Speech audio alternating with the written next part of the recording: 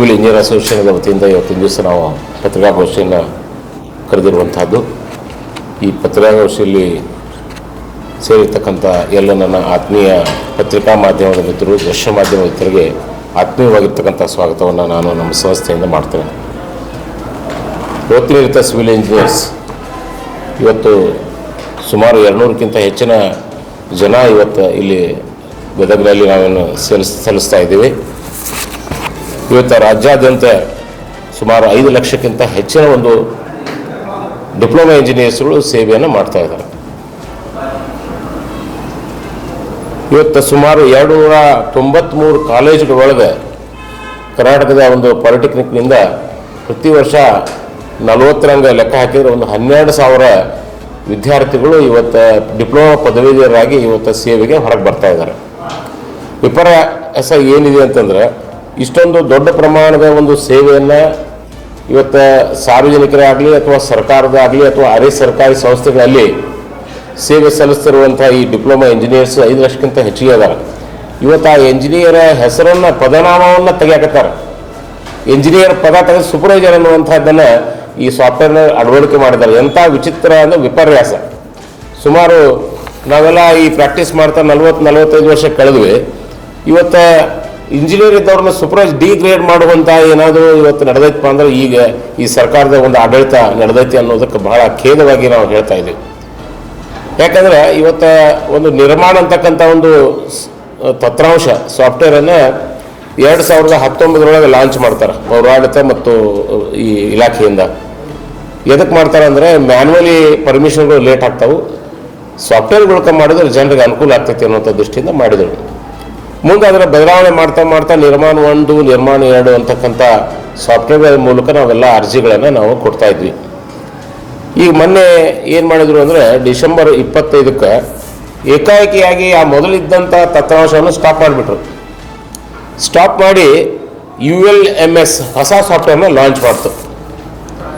ಇದ್ರ ಬಗ್ಗೆ ನಮಗೆ ಸರಿಯಾದಂಥ ಮಾಹಿತಿನೂ ಇಲ್ಲ, ಇದಕ್ಕೆ ಸರಿಯಾದಂಥ ತರಬೇತಿ ಇಲ್ಲ. ಇದಕ್ಕೆ ಇವತ್ತು ನಗರಸಭೆಯಲ್ಲೂ ಕೂಡ ಸಿಬ್ಬಂದಿಗೂ ಕೂಡ ಈ ಹೊಸ ಸಾಫ್ಟ್ವೇರ್ಗಳ ಬಗ್ಗೆ ತರಬೇತಿ ಇಲ್ಲ. ಈ ಒಂದು ಲಾಂಚ್ ಮಾಡಿ ಸುಮಾರು ಈಗ ಒಂದು 20 ದಿವಸ ಆದರೂ ಕೂಡ ಒಬ್ಬ ಇಂಜಿನಿಯರು ಆ ಹೊಸ ಸಾಫ್ಟ್ವೇರ್ನೊಳಗೆ ರಿಜಿಸ್ಟರ್ಡ್ ಮಾಡಲಿಕ್ಕೆ ಸಾಧ್ಯ ಆಗಿಲ್ಲ. ಇವತ್ತು ಕರ್ನಾಟಕದಾದ್ಯಂತ ಒಂದು ಕಟ್ಟಡದ ಪರ್ಮಿಷನ್ ಸತೆ ಈ ಆ ಒಂದು ಸಾಫ್ಟ್ವೇರ್ ಮೂಲಕ ಆಗಿಲ್ಲ. ಅದರ ಅರ್ಥ ಏನು, ಈ ಹೊಸ ತಂತ್ರಾಂಶ ಇನ್ನೂ ಜನರಿಗೆ ಅದು ಸ್ಪಂದಿಸುವಂಥ ಒಂದು ನಿಟ್ಟಿನೊಳಗೆ ಅದು ಸರಿಯಾದಂಥ ತಿಳುವಳಿಕೆ ಮತ್ತು ತರಬೇತಿಯನ್ನು ಸರ್ಕಾರ ಕೊಟ್ಟಿಲ್ಲ. ಅದಕ್ಕೆ ನಾವು ಸರ್ಕಾರಕ್ಕೆ ಹೇಳೋದಿಷ್ಟೇ, ಯಾವುದೇ ಒಂದು ಬದಲಾವಣೆಯನ್ನು ನೀವು ಮಾಡೋಕ್ಕಿಂತ ಪೂರ್ವದೊಳಗೆ ಇದ್ದಿರ್ತಕ್ಕಂಥ ಒಂದು ಹಳೆಯ ಸಾಫ್ಟ್ವೇರ್ ಐತಿ, ಆಲ್ರೆಡಿ ಸಾಕಷ್ಟು ಇವತ್ತು ಸಾವಿರಾರು ಅರ್ಜಿಗಳು ಅಲ್ಲಿ ವಿಲೇವಾರಿ ಆಗದೇ ಪೆಂಡಿಂಗ್ ಅದಾವೆ. ಮೊದಲು ಏನು ಮಾಡ್ಬೇಕು, ಅವರು ನಾವು 1 ತಿಂಗಳ 2 ತಿಂಗಳ ಅವಧಿ ಕೊಟ್ಟು, ನೋಡಪ್ಪ ಈ ಹೊಸ ಸಾಫ್ಟ್ವೇರ್ ಲಾಂಚ್ ಮಾಡ್ತಾ ಇದ್ದೀವಿ, ಈ ಹಳೆಯ ಸಾಫ್ಟ್ವೇರ್ನೊಳಗೆ ನೀವು ಲಾಗಿನ್ ಮಾಡೋದು ಬಂದ್ ಮಾಡಿರಿ, ಎಲ್ಲ ವಿಲೇವರಿ ಮಾಡಿದ ನಂತರ ಹೊಸ ಸಾಫ್ಟ್ವೇರ್ನ ನಾವು ಮಾಡ್ತೀವಿ ಅನ್ನುವಂಥ ಸೂಚನೆ ಅಥವಾ ನಿರ್ದೇಶನ ನಮಗೆ ನೀಡಿದನೇ ಏಕಾಏಕಿ ಬಂದ್ ಮಾಡಿದ್ದಾರೆ. ಇವತ್ತು ಸಾರ್ವಜನಿಕ ಎಷ್ಟು ತೊಂದರೆ ಆಗೈತೆ ಅಂದರೆ, ಎಷ್ಟೋ ಜನ ಅಭಿವೃದ್ಧಿ ಶುಲ್ಕವನ್ನು ಕಟ್ಟಿದ್ದಾರೆ, ಎಷ್ಟೋ ಜನ ಕಟ್ಟಡದ ಪರವಾನಗಿ ಫೀಯನ್ನು ಇಟ್ಟಿದ್ದಾರೆ, ಎಷ್ಟೋ ಜನ ಇವತ್ತು ಬಿಲ್ಡಿಂಗ್ ಪರ್ಮಿಷನ್ಗೆ ಅರ್ಜಿ ಮಾಡಿದ್ದಾರೆ, ಅವ್ರದ್ದು ಸಾಲ ಇದರಿಂದ ಬ್ಯಾಂಕ್ನಿಂದ ಸಿಗ್ತಾ ಇಲ್ಲ. ಎಷ್ಟೋ ಜನರು ಸಾಲ ಮಾಡಿ ಮನೆ ಕಟ್ತಾ ಇದ್ದಾರೆ, ಅವ್ರಿಗೆ ಪರ್ಮಿಷನ್ ಸಿಗ್ತಾ ಇಲ್ಲ. ಇಷ್ಟೊಂದು ಅಸ್ತವ್ಯಸ್ತ ಆಗಿಬಿಟ್ಟಿದೆ ಅಂತಂದರೆ, ಇವತ್ತು 100 ಜನ ನಾವೇನು ಮಾಡಿದ್ದೀವಿ ಅಂದರೆ ಏನೂ ಒಂದು ಕೆಲಸನೂ ನಗರಸಭೆಯಿಂದ ಆಗ್ತಾ ಇಲ್ಲ. ಇದರ ಇಂಪ್ಯಾಕ್ಟ್ ಏನಾಗ್ತಾ ಇದೆ ಅಂದರೆ, ಇವತ್ತೇನು 5 ಲಕ್ಷ ಜನ ಇಂಜಿನಿಯರ್ಸ್ ನಾವು ಕೆಲಸ ಮಾಡ್ತಾ ಇದ್ದೀವಿ, ನಾವು ನೇರವಾಗಿ ನಿರುದ್ಯೋಗಿಗಳಾಗ್ತೇವೆ ಮುಂದಿನ ದಿನಮಾನದೊಳಗೆ. ಯಾಕಂದರೆ ನಾವು ಇಂಜಿನಿಯರ್ ಇದ್ದವ್ರನ್ನ ಸೂಪರ್ವೈಸರ್ ಅಂತ ಮಾಡಿಬಿಟ್ಟು ಏನ್ರಿ ಒಂದು 100 ಸ್ಕ್ವೇರ್ ಮೀಟರ್ ಅಷ್ಟೇ ನೀವು ಪರ್ಮಿಷನ್ ತೊಗೋಬೇಕು ಅಂತಾರೆ. 100 ಸ್ಕ್ವೇರ್ ಮೀಟರ್ ಅಂದರೆ ಒಂದು 30-40 ಸೈಟ್ಗಿಂತ ಕಡಿಮೆ ಆಗುತ್ತೆ.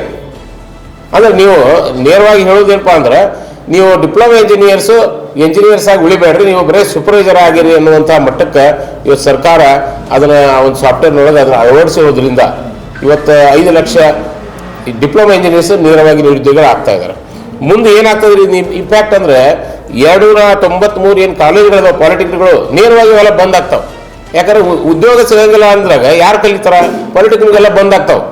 ಇವತ್ತು 300 ಕಾಲೇಜುಗಳು ಬಂದ್ ಆಗ್ತಂದ್ರೆ ಅಲ್ಲಿರ್ತಕ್ಕಂಥ ಸಿಬ್ಬಂದಿಯ ಪರಿಸ್ಥಿತಿ ಏನು, ಅದು ಕೂಡ ಇವತ್ತು ಕ್ವಶನ್ ಆಗ್ತದೆ. ಇಷ್ಟೆಲ್ಲ ಈ ಒಂದು ವ್ಯವಸ್ಥೆ ಒಳಗೆ ಅಸ್ತವ್ಯಸ್ತ ಮಾಡೋದ್ರಿಂದ ಎಷ್ಟೊಂದು ಈ ಒಂದು ಏನು ಕನ್ಸ್ಟ್ರಕ್ಷನ್ ಏನು ಫೀಲ್ಡ್ಗೆ ಇಫೆಕ್ಟ್ ಆಗ್ತೈತಿ ಅನ್ನುವಂಥದ್ದನ್ನು ಸರ್ಕಾರ ಯೋಚನೆ ಮಾಡಬೇಕು. ಆಮೇಲೆ ಇವತ್ತು ಬರೀ ಇಂಜಿನಿಯರ್ಸ್ ಅಷ್ಟ 5 ಲಕ್ಷ ಜನ ಸಾಯೋದಿಲ್ಲ. ಒಬ್ಬ ಇಂಜಿನಿಯರಿಗೆ ಕನಿಷ್ಠ ನಮ್ಮ ಆಫೀಸ್ನೊಳಗೆ 20 ಜನ 30 ಜನ ಕಾರ್ಮಿಕರು ದುಡಿತಾರೆ, ಮೇಸ್ತ್ರಿಗಳು. ಆ ಮೇಸ್ತ್ರಿಗಳ ಕೆಳಗಡೆ ಮತ್ತೊಂದು 50 ಜನ ಇರ್ತಾರೆ. ಅಂದ್ರೆ ಒಂದು ಆಫೀಸ್ನಾಗ ಕನಿಷ್ಠ ಒಂದು 100 ಜನ ಕಾರ್ಮಿಕರು ಕೆಲಸ ಮಾಡ್ತಾರೆ. ಇವತ್ತು 5 ಲಕ್ಷ ಜನರ ಕೆಳಗಡೆ ಇರ್ತಕ್ಕಂಥ ಕಾರ್ಮಿಕರ ಪರಿಸ್ಥಿತಿ ಏನು? ಕಾರ್ಮಿಕರಿಗೆ ಕೆಲಸ ಇಲ್ಲದ ಅವರು ಏನಾಗ್ತದೆ, ಈಗ ಈ ಒಂದು ನಿರ್ಮಾಣ ಹಂತದಲ್ಲಿ ಇರ್ತಕ್ಕಂಥ ಏನು ಮೇಸ್ತ್ರಿಗಳು ಇದಾರ, ಕೆಲಸ ಬಂದಾತು ಪರ್ಮಿಷನ್ ಸಿಗಲಿಲ್ಲ ಅಂದ್ರೆ ಮತ್ತೆ ಅವ್ರು ಏನೈತಲ್ಲ ಇಲ್ಲಿಂದ ಉದ್ಯೋಗ ಹುಡ್ಕೊಂಡು ಬೇರೆ ನಗರ ಪಟ್ಟಣಕ್ಕೆ ದುಡ್ಕೊಂಡು ತಿನ್ನುವಂಥ ಪರಿಸ್ಥಿತಿ ನಿರ್ಮಾಣ ಆಗ್ತದೆ. ಇವತ್ತು ಸರ್ಕಾರ ಉದ್ಯೋಗವನ್ನು ಸೃಷ್ಟಿ ಮಾಡುವಂತಹದ್ದು ಬದಲಿ ಇವತ್ತು ನಿರುದ್ಯೋಗವನ್ನು ಸೃಷ್ಟಿ ಮಾಡುವಂಥ ಹಂತದೊಳಗೆ ಹೋಗಿರುವಂಥದ್ದು ನಿಜವಾಗ್ಲೂ ಭಾಳ ಖೇದಕರ ಮತ್ತು ವಿಪರ್ಯಾಸ ಅಂಥೇಳಿ ನನಗೆ ಅನಿಸ್ತದೆ. ಅದಕ್ಕೆ ನಾವು ಈ ಸಂಸ್ಥೆಯಿಂದ ಸರ್ಕಾರಕ್ಕೆ ಮತ್ತು ನಮ್ಮ ಮಂತ್ರಿಗಳಿಗೆ ನಾವು ವಿನಂತಿ ಏನು ಮಾಡ್ಕೋತೀವಿ ಅಂತಂದ್ರೆ, ಯಾವುದೇ ಒಂದು ಸಾಫ್ಟ್ವೇರ್ನ ಅಳವಡಿಕೆ ಮಾಡೋಕ್ಕಿಂತ ಪೂರ್ವದೊಳಗೆ ಅದರ ಪರಿಸ್ಥಿತಿ ಏನಾಗ್ತದೆ, ಅದರ ಇಂಪ್ಯಾಕ್ಟ್ ಏನಾಗ್ತದನ್ನು ಸ್ವಲ್ಪ ಸ್ಟಡಿ ಮಾಡಿ, ಇದ್ದಿರುವಂಥ ಸಾಫ್ಟ್ವೇರ್ನಲ್ಲಿ ಈಗಾಗಲೇ ಕೊಟ್ಟಿರ್ತಕ್ಕಂಥ ಅರ್ಜಿಗಳನ್ನು ವಿಲೇವಾರಿ ಮಾಡಿ ಅದನ್ನು ಪೂರ್ಣಗೊಳಿಸಿ ನಂತರ ಈ ಸಾಫ್ಟ್ವೇರ್ಗಳನ್ನ ಲಾಂಚ್ ಮಾಡಬೇಕು. ಹೊಸ ಸಾಫ್ಟ್ವೇರ್ಗಳನ್ನ ಲಾಂಚ್ ಮಾಡೋದಕ್ಕಿಂತ ಪೂರ್ವದೊಳಗೆ ನಮ್ಮ ಇಂಜಿನಿಯರ್ಸ್ಗೆ ಕರೆದು ತರಬೇತಿ ಕೊಡಲಿ, ಸಿಬ್ಬಂದಿಗೆ ತರಬೇತಿ ಕೊಡಲಿ, ಸಾರ್ವಜನಿಕರಿಗೆ ಕೂಡ ಇದರ ಮಾಹಿತಿಯನ್ನು ಕೊಡಲಿ. ಕೊಟ್ಟ ಮೇಲೆ ಅದನ್ನು ಮಾಡಿದರೆ ಅದು ಸಕ್ಸಸ್ಫುಲ್ ಆಗಿ ಜನರಿಗೆ ಮತ್ತು ಸಮಾಜಕ್ಕೆ ಅನುಕೂಲ ಆಗ್ತೈತೆ ಅಂಥೇಳಿ ನಮಗೆ ಅನಿಸ್ತದೆ. ಅದಕ್ಕೆ ಈ ಒಂದು ಏನು ಬದಲಾವಣೆ ಮಾಡಿರತಕ್ಕಂಥ ಏನು ಸಾಫ್ಟ್ವೇರ್ ಅದ, ಇದರಿಂದ ಎಲ್ಲರಿಗೂ ಕೂಡ ಇವತ್ತು ಇಂಜಿನಿಯರ್ಸ್ಗೂ ತೊಂದರೆ, ಕಟ್ಟಡ ಕಟ್ಟುವಂಥ ಮಾಲೀಕರಿಗೆ ತೊಂದರೆ, ಕಾರ್ಮಿಕ ವರ್ಗಕ್ಕೆ ತೊಂದರೆ, ಎಲ್ಲರಿಗೂ ಕೂಡ ಭಾಳಷ್ಟು ತೊಂದರೆಯನ್ನು ಆಗ್ತಾ ಇದೆ. ಈಗಾಗಲೇ ನಮ್ಮ ರಾಜ್ಯ ಸಂಘಟನೆಗಳು ಇವತ್ತು DMA ಬೆಂಗಳೂರು ಏನು department of management municipal administration ಕೂಡ ಈಗಾಗಲೇ ನಾವು ಮನವಿಯನ್ನು ಸಲ್ಲಿಸಿದ್ವಿ. ಆಮೇಲೆ ಅರ್ಬನ್ ಡೆವಲಪ್ಮೆಂಟ್ ಅಥಾರಿಟಿಯ ಒಂದು ಇದಕ್ಕೆ ಕೂಡ ನಾವು ಅರ್ಜಿಯನ್ನು ಸಲ್ಲಿಸಿದ್ವಿ. ನಾವೆಲ್ಲ ಅರ್ಜಿಗಳನ್ನ ರಾಜ್ಯದ ಸಂಘಟನೆಯವರು ಕೊಟ್ಟು ಕೂಡ ಇದ್ರ ಬಗ್ಗೆ ಸರ್ಕಾರ ಗಮನ ಕೊಡ್ತಾ ಇಲ್ಲ. ಹೀಗಾಗಿ ಇದ್ರ ಮೂಲಕ ಭಾಳಷ್ಟು ಇವತ್ತು ತೊಂದರೆಗಳು ಅನುಭವಿಸ್ತಾ ಇದ್ದೀವಿ. ಅದಕ್ಕೆ ತಾವೆಲ್ಲ ಪತ್ರಿಕಾ ಮಾಧ್ಯಮದ ಮಿತ್ರರು ಇದರ ಪತ್ರಿಕೆಯಲ್ಲಿ ಬರೆದು ಸರ್ಕಾರದ ಒಂದು ಕಣ್ಣು ತರಿಸುವಂಥ ಕೆಲಸವನ್ನು ತಾವು ದಯಮಾಡಿ ಮಾಡಬೇಕು ಅಂತ ಹೇಳಿ ನಾವೆಲ್ಲ ಇಂಜಿನಿಯರ್ಸ್ ಪರವಾಗಿ ಕೇಳ್ಕೊತೀವಿ. ನಮಸ್ಕಾರ.